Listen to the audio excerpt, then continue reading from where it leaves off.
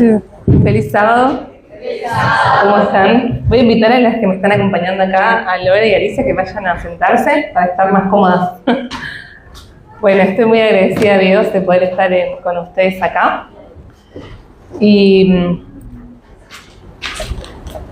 la semana pasada estaba en una iglesia muy grande. Así, en este mismo horario, yo estaba en un templo gigante, que es el de la UAP, que se encuentra en Entre Ríos, en la Universidad de Vista del Plata.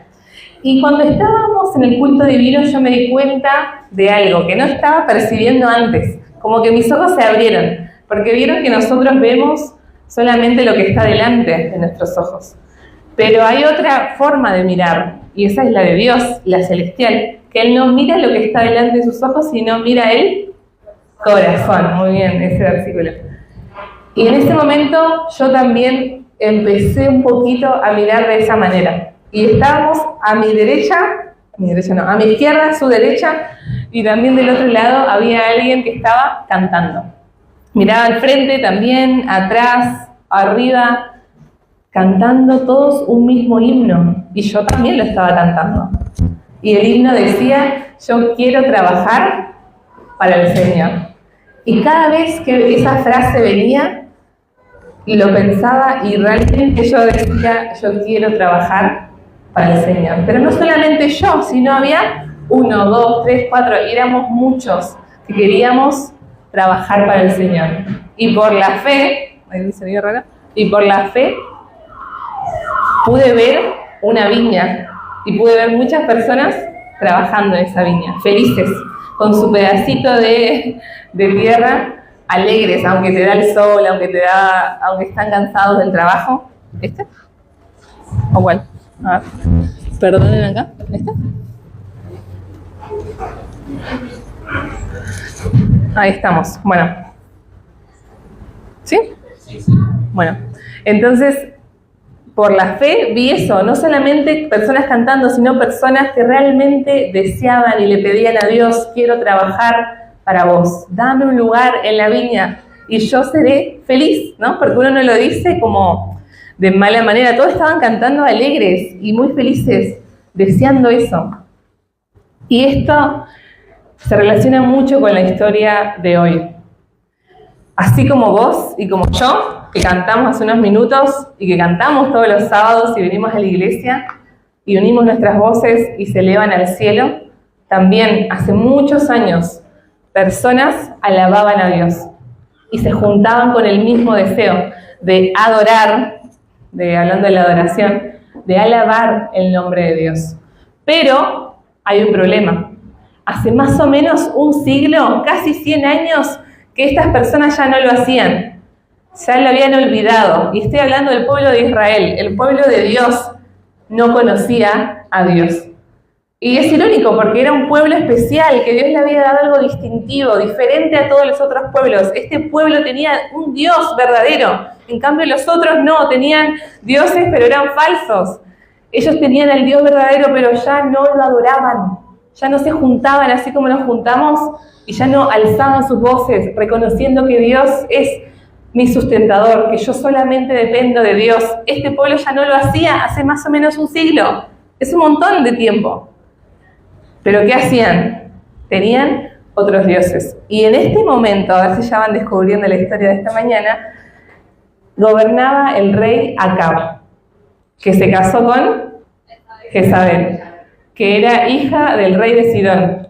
Y al casarse con ella, este rey de Israel también aceptó los dioses, a Baal, y construyó altares, y también no solamente altares al dios de Baal, también construyó un templo.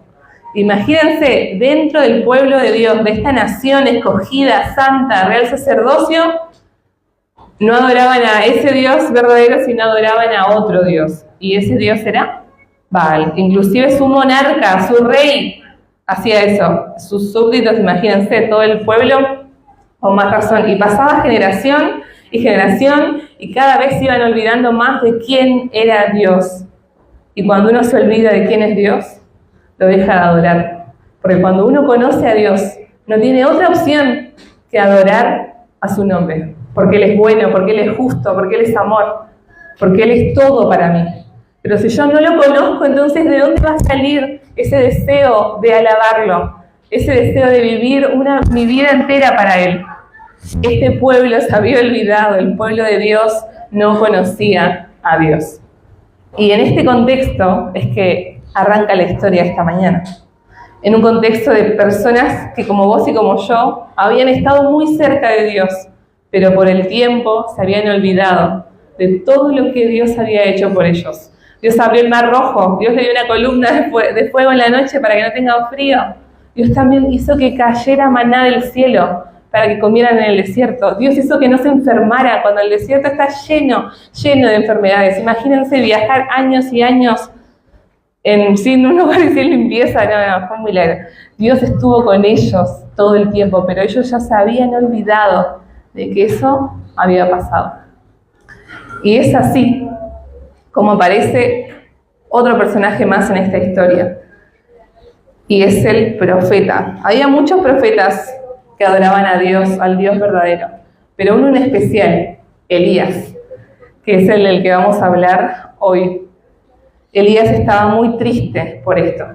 Y no solamente Elías, también Dios. Imagínense, para Elías ver a sus amigos, a su familia, a su pueblo, que no reconocía al Dios verdadero, sino que se estaban adorando y postrando delante de imágenes de otros dioses.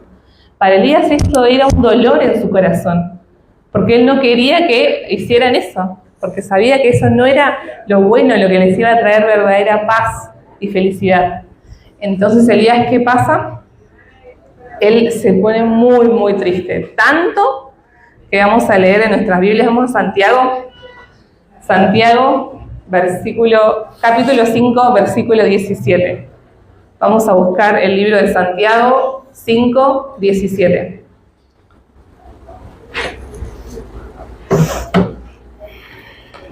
Santiago 5, 17.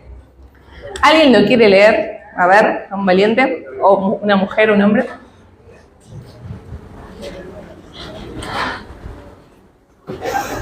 Elías era hombre sujeto a pasiones semejantes a las nuestras, y oró fervientemente para que no lloviera, y no llovió sobre la tierra durante 3 años y 6 meses.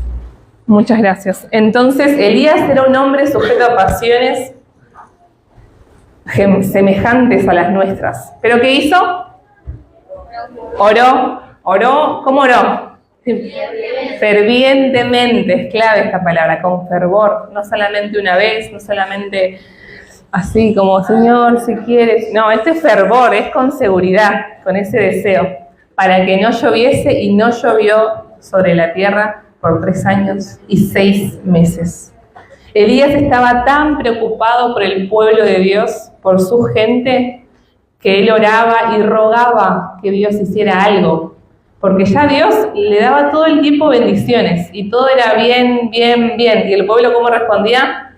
Mal, mal, mal. Entonces, ¿qué hace? ¿Qué se le ocurre a Elías? Señor, si es necesario que suceda algo para que ellos se despierten, para que ellos se den cuenta, entonces hazlo. Y ahí viene esta parte, que Elías de alguna manera, él pidió esto, él pidió esa desgracia, que no cayera agua por 3 años y 6 meses, es un montón. Vino una sequía enorme que mató a muchos animales, inclusive también a muchas personas quedaron sin poder comer y quedaron debilitados. Pero Elías entendía algo, que más importante que la vida o que el cuerpo físico es nuestro corazón. Y realmente, ¿dónde está? Entonces, Elías estaba así, tan preocupado, que al final Dios le dijo: sí, Elías, ya está, anda. Y decir al rey que no va a caer agua. Y Elías fue, y para eso vamos a ir al texto clave, Primera de Reyes. Esta mañana vamos a estar mucho ahí en Primera de Reyes, capítulo 17.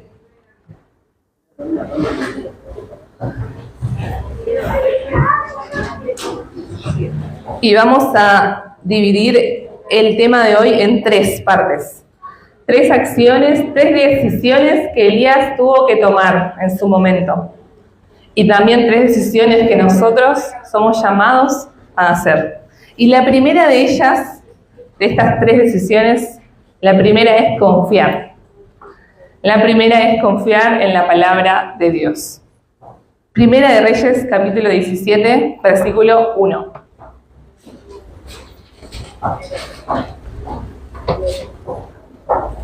Primera de Reyes 17, 1.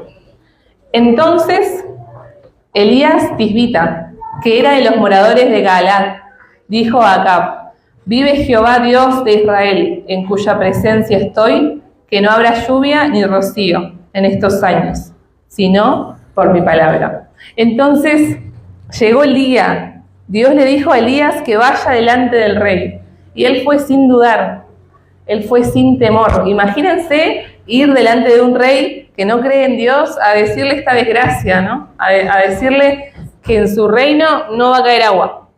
Y eso significaba mucho desastre económico, social, caos para un rey.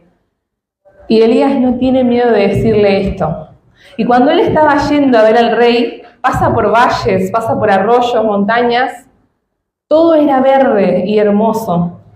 Pero él no se detiene a pensar, ¿cómo es que Dios va a hacer que esto deje de tener agua? Si siempre desde que nací, siempre cayó agua, desde que nací este arroyo tiene, y hay corriente.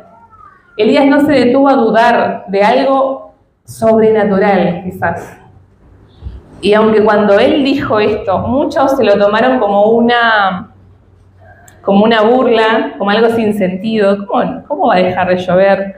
¿Cómo va a dejar de aparecer rocío si todas las mañanas yo salgo y lo siento y veo el pasto mojado?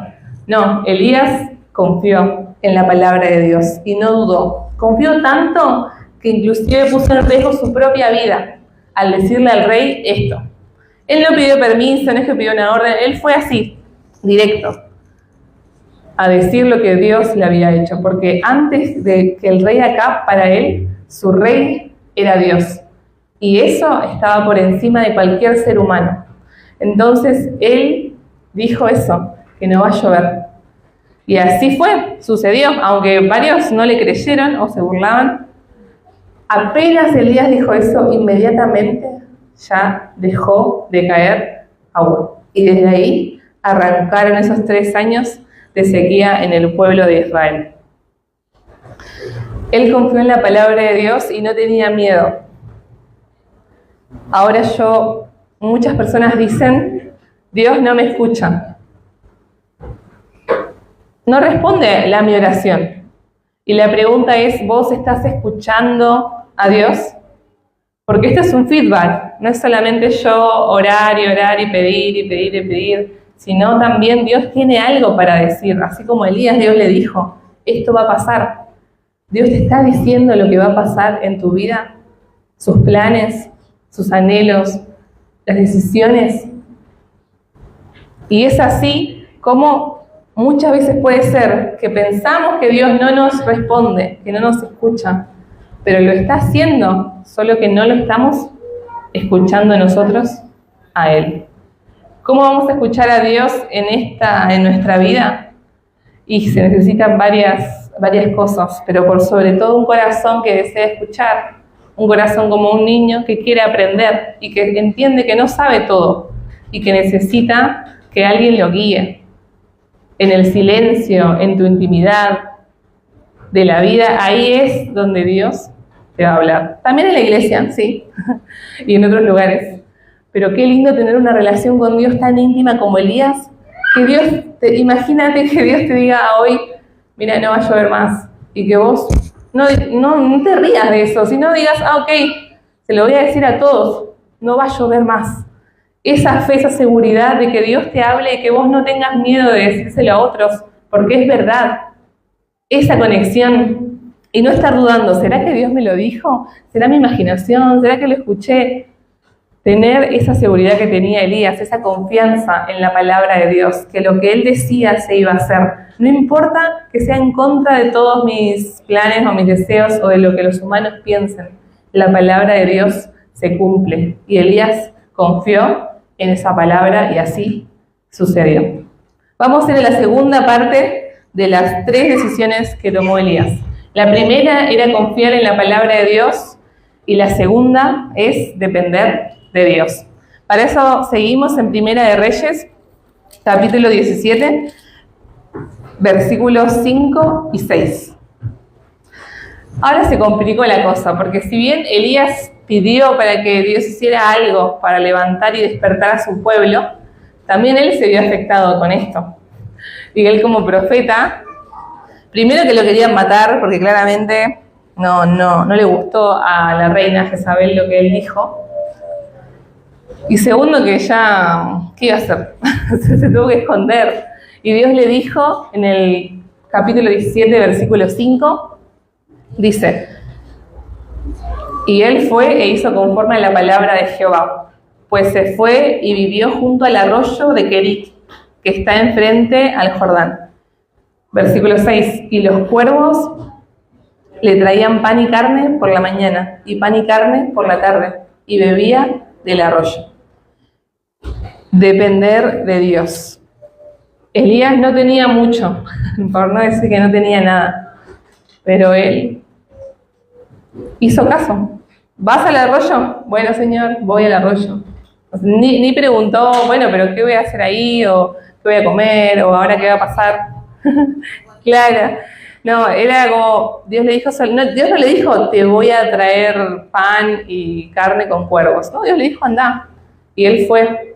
Y ahí, cumpliendo la voluntad de Dios, él le suplió todo lo que necesitaba. Quizás no era tan lujoso como a veces queremos, pero Dios siempre nos da todo lo que necesitamos. Y más aún cuando estamos haciendo su voluntad. No hay persecución, no hay hambre ni dolor que sea más grande que el poder providencial del Señor. Sobre todo en los que disponen a abandonar la comodidad de la voluntad humana. Elías no estaba haciendo lo que quería ahí, estaba haciendo la voluntad de Dios. Y en ese momento Dios decidió darle de comer, de beber, a través de animales. Otra vez vemos el poder de Dios. Muchas veces me pregunto, ¿no? ¿Qué hubiera pasado si Moisés tenía un barco? ¿Dios hubiera abierto el Mar Rojo? ¿Qué hubiera pasado si tengo todo el tiempo para comer? Porque trabajo y eso.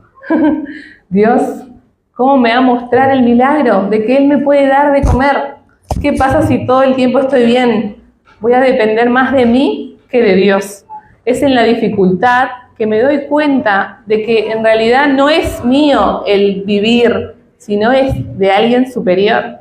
Y es en la adversidad, en la escasez, que puedo ver más el poder de Dios. Porque ya no tengo nada, no tengo opción. Elías estaba ahí sin cocina, sin, cultivos. Estaba en una cueva con un arroyo. Y ahí fue donde se manifestó el poder de Dios. Entonces las situaciones más difíciles muchas veces nos muestran cuán grande es nuestro Dios. Inclusive aún más que en la abundancia, en la escasez podemos ver a Dios.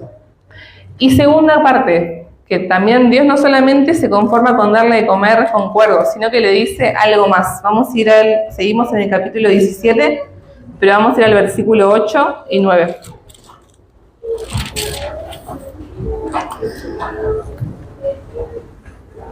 Primera de Reyes 17, 8 y 9. Vino luego a él palabra de Jehová diciendo: levántate, vete a Sarepta de Sidón y mora allí. He aquí, yo he dado orden allí a una mujer viuda que te sustente. Entonces ya Elías, haciendo la voluntad de Dios, fue de acá para allá, ¿no? Y ahora otra vez Dios le dice: bueno, ahora ya terminaste acá, vamos para allá. Y lo manda a una tierra pagana, a un lugar que no creían en Dios o que no estaban en su pueblo. Y ahí está una viuda, no sabemos su nombre, pero sí sabemos que era de Sarepta. ¿Y qué pasó acá? ¿Qué pasó? Qué interesante ahí, porque en este versículo que leímos dice que Dios le dio una orden a una viuda para que te sustente. No tenía nada, claro, porque estaban todos en la misma. Estaban todos sin agua. Y eso también traía mucha escasez. El versículo 14 dice, el 14 todavía no.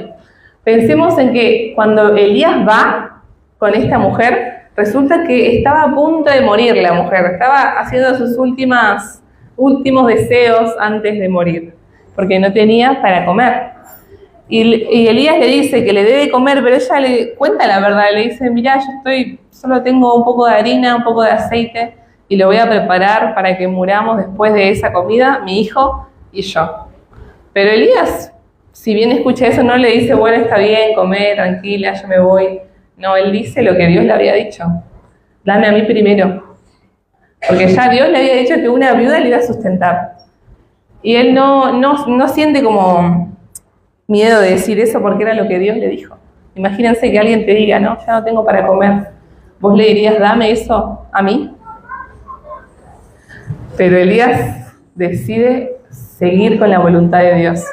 Y en el versículo 14, ahora sí, Primera de Reyes 17, 14, Dios, mejor dicho, Elías, le hace una promesa. Versículo 14. Porque Jehová Dios de Israel ha dicho así, la harina de la tinaja no escaseará, ni el aceite de la vasija disminuirá, hasta el día en que Jehová haga llover sobre la faz de la tierra.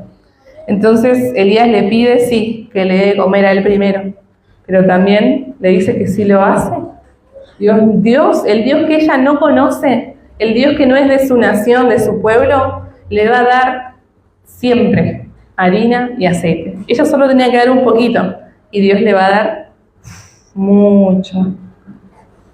Pero ella, ¿qué decide hacer? Aunque no era del pueblo de Israel, aunque no era del pueblo de Dios, ella confía y se aferra a eso. Y lo cumple, le da de comer primero a Elías. Y sorprendentemente, o mejor dicho, obviamente, Dios multiplicó. Y cada vez que ella abría esas vasijas, siempre había para comer. Depender de Dios. Muchas veces pensamos que como estamos en la misión, como estamos en la obra de Dios, va a salir bien, porque es así, Dios es bueno y va a salir bien. Voy a hacer esto y va a salir bien en el nombre de Dios. Pero muchas veces no sale bien, no estamos exentos de las consecuencias del pecado en nuestra vida. Va a haber dolor, va a haber escasez, vamos a pasar hambre, se van a burlar de nosotros, muchas cosas malas van a pasar. Pero no porque no lo haya pasado Jesús primero.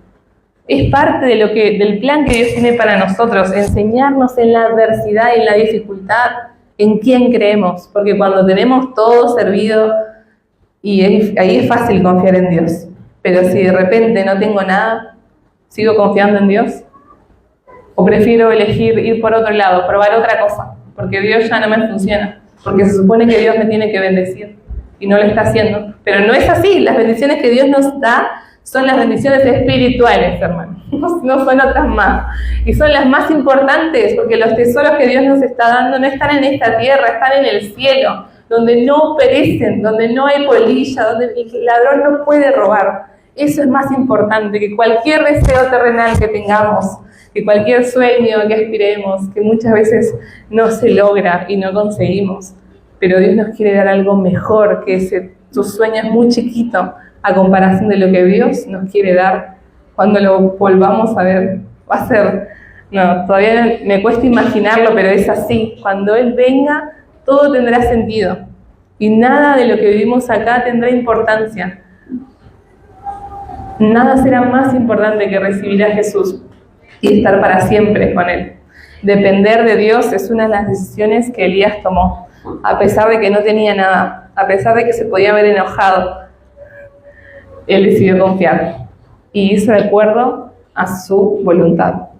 Vamos a ir ahora a ver el tercer punto, pero para ir a ver la tercera decisión que Elías tomó, hay que entender qué pasó después.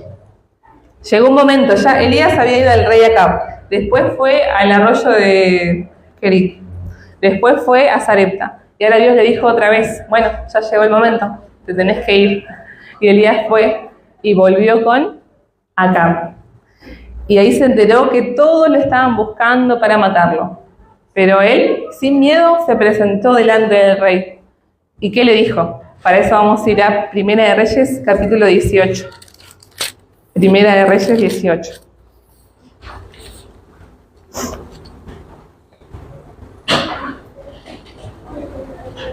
Elías regresa a ver a Acab.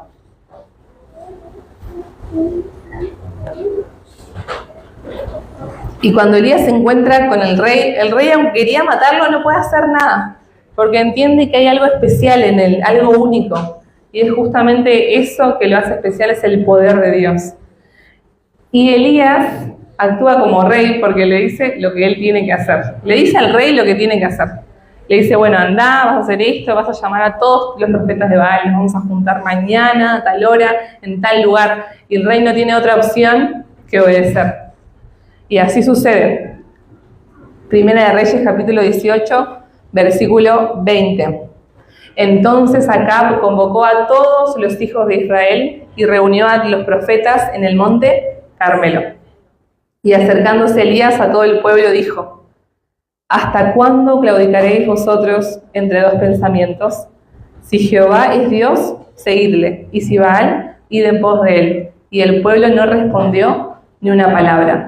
La tercera decisión que Elías tomó. La primera era confiar, tenían que estar más seguros. La primera es confiar en la palabra de Dios. La segunda es depender de Dios. Y la tercera es restaurar la verdadera adoración. Porque en ese momento, como dijimos al principio, ya eran muy pocos los que adoraban al Dios verdadero.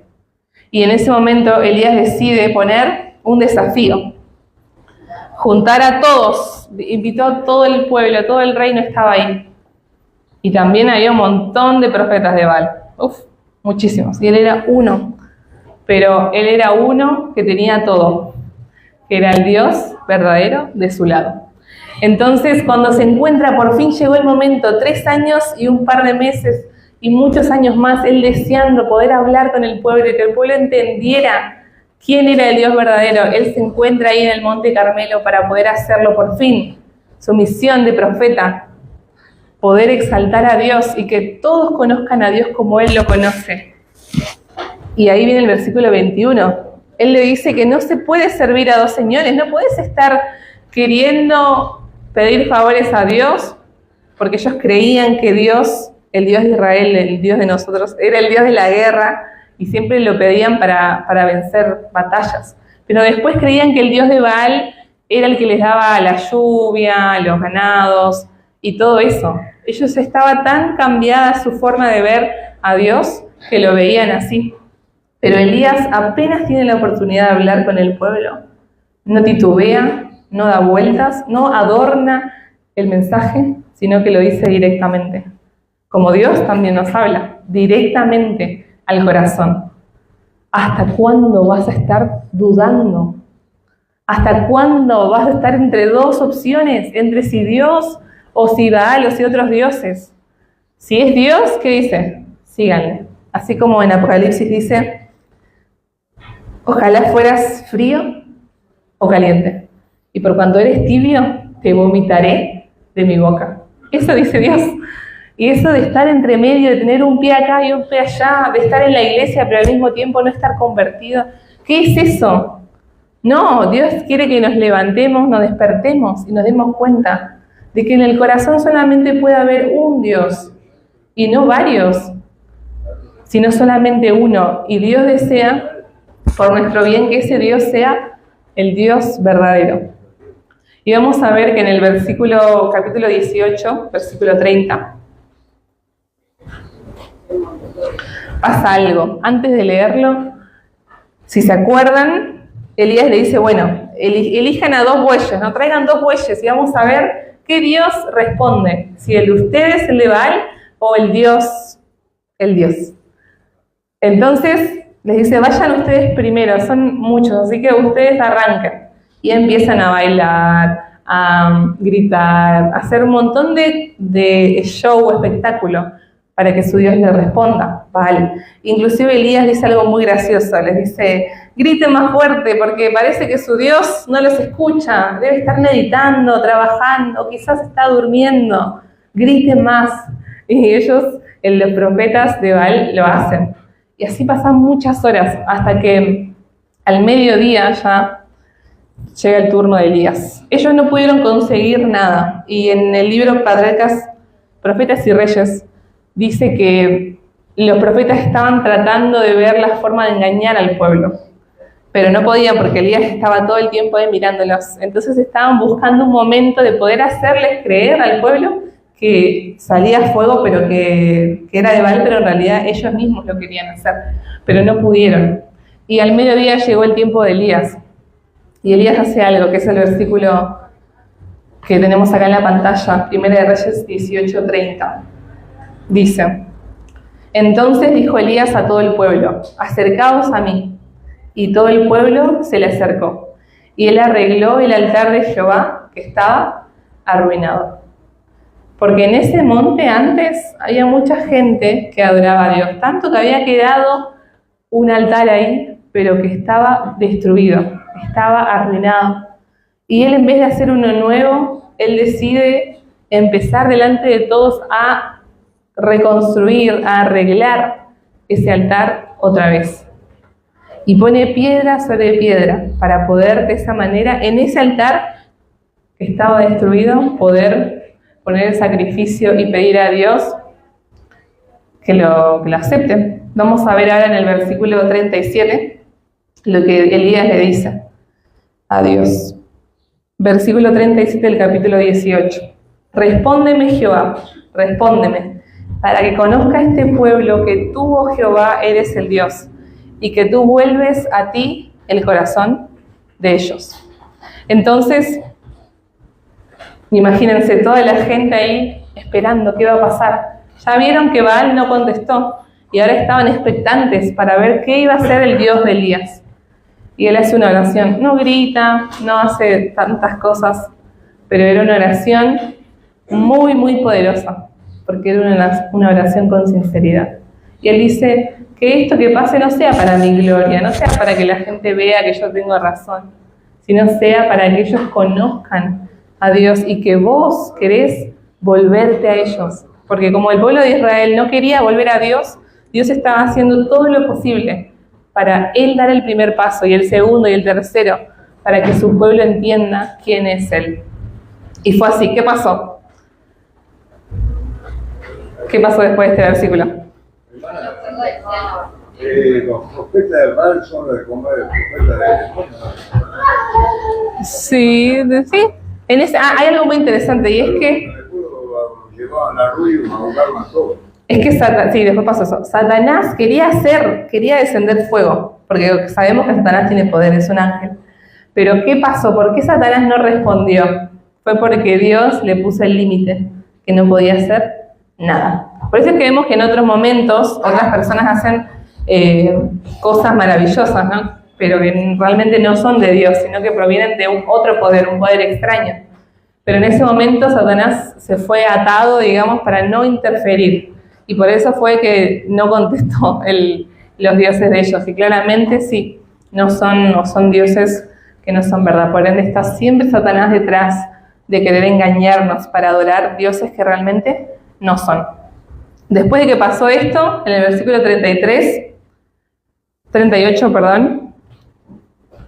entonces cayó fuego de Jehová y consumió el holocausto, la leña, las piedras, el polvo, y aún lamió el agua que estaba en la zanja. Porque no lo dije, pero si leemos atentamente el capítulo 18, Elías pidió que tiraran agua 3 veces, y tiraron, abrió surcos, así como una zanja en todo, y lo llenó de agua. Pero aún así no fue un impedimento para el poder de Dios y el fuego que llevó a consumir el sacrificio.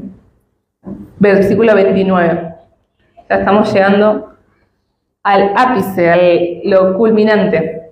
Versículo 39. Viéndolo todo el pueblo se postraron y dijeron: Jehová es el Dios. Jehová es el Dios. Y así fue como Elías. Vamos a ir a Santiago, otra vez Santiago, capítulo 5.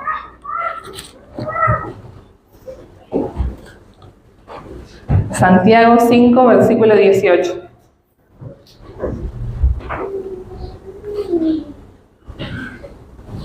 Santiago 5, 18. Y otra vez oró Elías, y el cielo dio lluvia, y la tierra produjo su fruto. Entonces, así como Elías oró una vez para que no lloviese y no llovió, también Elías oró para que pudiera volver a llover. ¿Y qué pasó? Llovió, porque Dios es el Dios, Jehová es el Dios, Jehová es el Dios. Así como el pueblo entendió en ese momento quién era Dios y lo adoraron, de la misma manera después el pueblo pudo volver y la adoración fue restaurada una vez más. Tuvieron la oportunidad de conocer quién era el Dios a quien Elías quería que sirviera, un Dios real. Eso es muy importante, un Dios que existe y que tiene poder para cambiar cualquier circunstancia. Vamos a leer una cita. Voy a pedir a Iván del audio que me ayude con esta cita. Vamos a ver.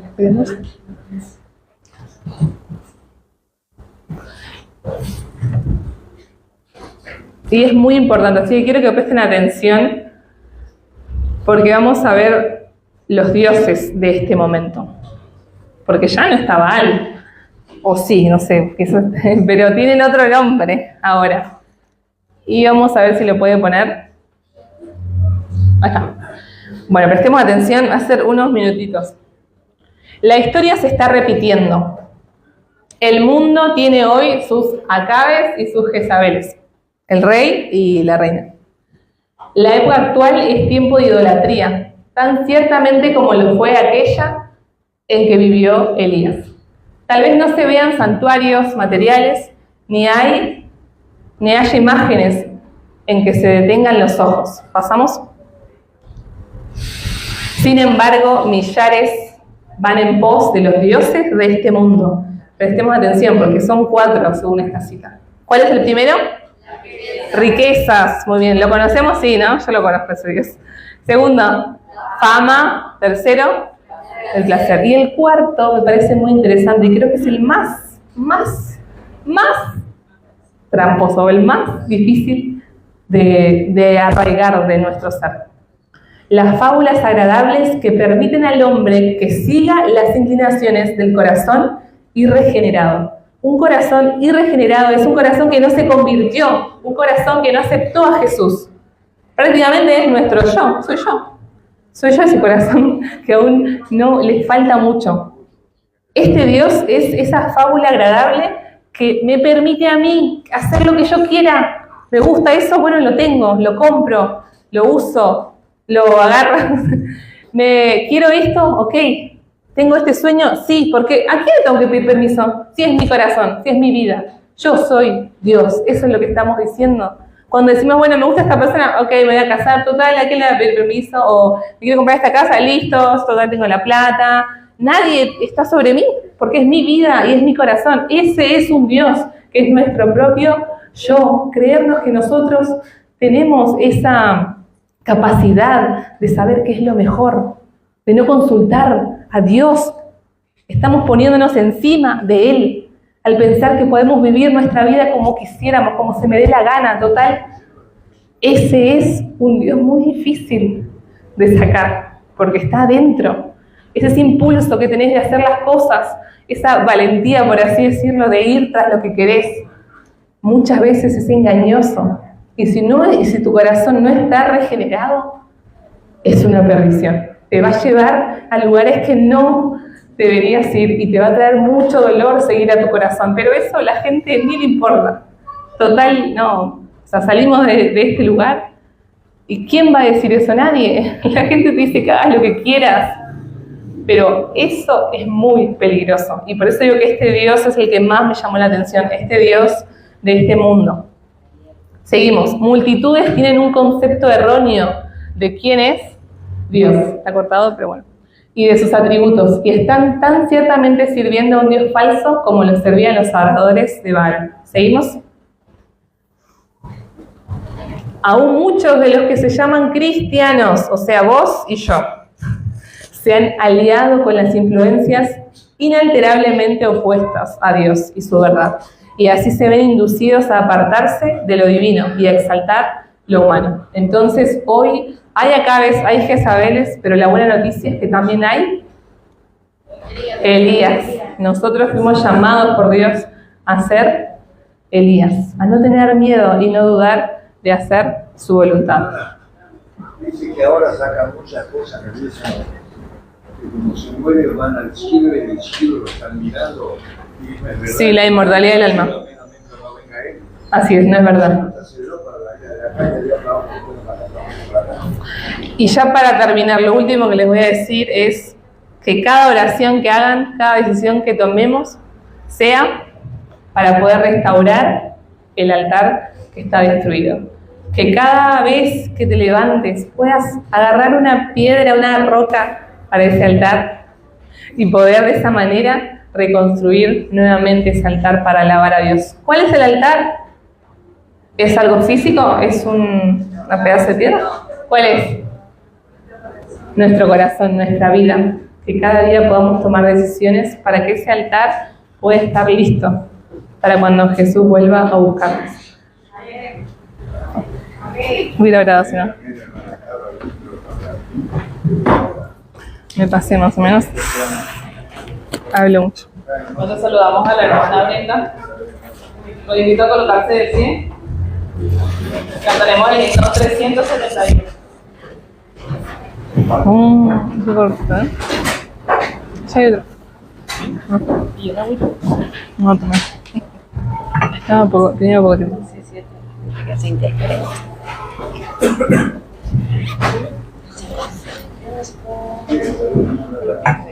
¿Lo escuchó el himno? Creo que no lo escuchó. No lo puso. 371, ¿no? 71. Himno 371. Pero no lo Jesús escuchó. te ama. Estaba distraído. Mm.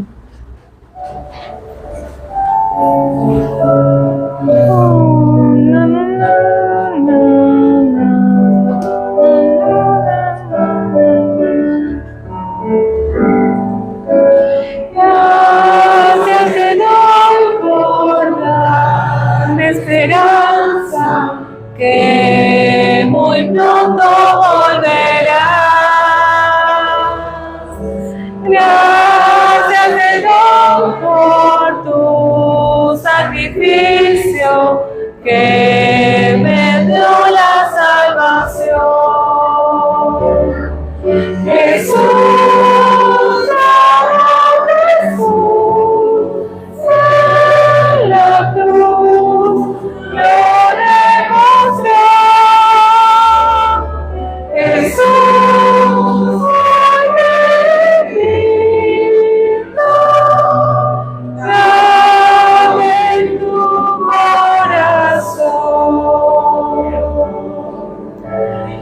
gracias te doy por tan alabanza y feliz poder cantar. Gracias te doy por la vida eterna y siempre de gozar. Jesús,